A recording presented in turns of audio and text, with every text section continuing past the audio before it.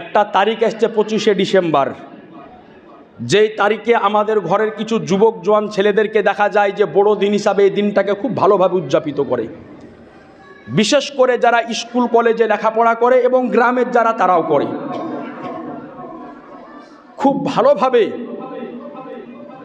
আপনাদেরকে বলে যাচ্ছি, খবরদার কোনো যুবক বা কোনো মানুষ এই দিনকে জানে কোনোভাবে উদযাপিত না করে। বলেন ইনশাআল্লাহ, সকলে বলেন ইনশাআল্লাহ।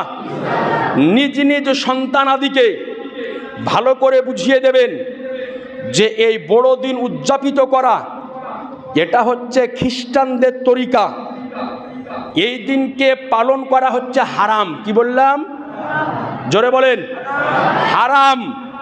কোনো ব্যক্তি এই দিনের কত কড়া ফতোয়া আছে আপনি শুনালেন ভালো করে।